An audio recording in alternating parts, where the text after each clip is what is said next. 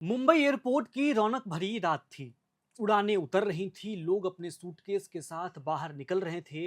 भीड़ के बीच से किसी कार्गो सेक्शन में रखे कुछ छोटे छोटे डिब्बों की ओर शायद ही किसी की नजर गई होगी, लेकिन उन्हीं डिब्बों में कैद थी रंग बिरंगी मछलियां, अफ्रीकी ग्रे पैरेट जैसे दुर्लभ पक्षी और विदेशी नस्ल के कुत्ते जो भारत की मिट्टी पर कदम रखने वाले थे। बीते कुछ सालों में भारत में विदेशी पालतू जानवरों का शौक ऐसे बढ़ा कि यह सिर्फ शौक नहीं बल्कि एक कारोबार बन गया है।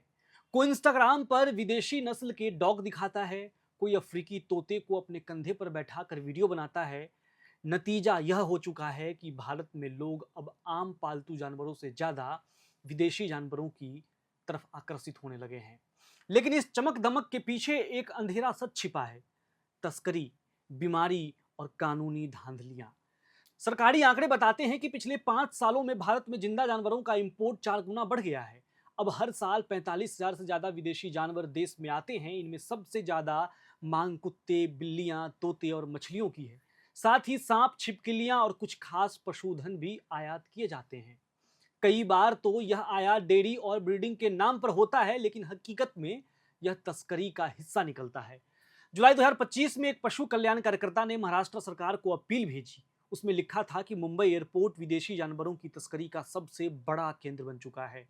उस अपील ने सरकार और डीजीसीए को हिला दिया था। और फिर अगस्त 2025 में डीजीसीए ने सख्त आदेश जारी किए कि अब किसी विमान में अघोषित जीवित जानवर पाया जाता है तो उसे तुरंत उसके देश वापस भेजना होगा और उसकी जिम्मेदारी एयरलाइन पर होगी। इतना ही नहीं, एयरलाइन स्टाफ को जानवरों की पहचान और दस्तावेज जांच की ट्रेनिंग देनी भी अनिवार्य होगी। आपको बता दें कि विदेशी जानवर सिर्फ फैशन नहीं, कई बार खतरे भी लेकर आते हैं। एवियन फ्लू, रेबीज और निपाह जैसे रोग ऐसे ही आयतों से फैल सकते हैं। यही वजह है कि animal quarantine and certification service ने नियम बनाए हैं कि कोई भी विदेशी जानवर तभी भारत लाया जा सकता है जब उसके साथ हेल्थ सर्टिफिकेट और वैक्सीनेशन रिकॉर्ड हो।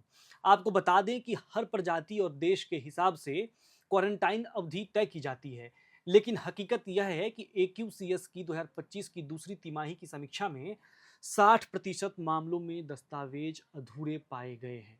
मीडिया घरानों ने जब आरटीआई डाली तो सरकार ने सिर्फ वार्षिक संख्या बताई। सरकार की ओर से यह नहीं बताया गया कि कौन कौन सी प्रजातियां किस देश से लाई गईं और किस उद्देश्य से।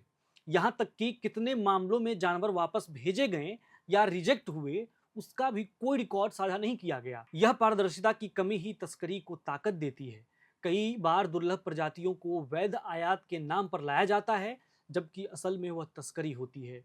डीजीसीए के आदेश के बाद इंडिगो और एयर इंडिया ने अपने स्टाफ के लिए खास ट्रेनिंग मॉड्यूल शुरू किए हैं। अब स्टाफ को सिखाया जा रहा है कि दस्तावेज कैसे जांचें, कौन से जानवर संरक्षित प्रजातियों में आते हैं और अगर कोई संदिग्ध मामला मिले तो उसे कैसे संभालें। सोशल मीडिया पर एक्सोटिक पेट्स और फॉरेन पेट्स जैसे ट्रेंड इस शौक को और भड़का रहे हैं। हर दूसरा इन्फ्लुएंसर अपने पालतू के रूप में विदेशी नस्ल का जानवर दिखाना चाहता है। यही फैशन तस्करों के लिए सोने की खान बन गया है। लेकिन सवाल यह है कि क्या इस फैशन की कीमत हमारी जैव विविधता और सार्वजनिक स्वास्थ्य को चुकानी पड़ेगी? भारत में विदेशी पालतू जानवरों का बढ़ता आयात अब केवल एक शौक नहीं रहा है, यह तस्करी, बीमारी और कानूनों की खामियों की कहानी भी बन चुका है। डीजीसीए और AQCS जैसे संस्थानों के कदम सराहनीय हैं, लेकिन जब तक पारदर्शिता, निगरानी और सख्त जवाबदेही तय नहीं होगी, तब तक यह कारोबार फलता फूलता रहेगा। और शायद हर बार किसी एयरपोर्ट के कार्गो सेक्शन में रखे छोटे छोटे डिब्बों के अंदर कोई न कोई नया विदेशी जानवर इस खेल का हिस्सा बनता रहेगा। आपको जानकारी कैसी लगी? अपनी राय कमेंट बॉक्स में लिखिए और देखते रहिए एयर नाउ।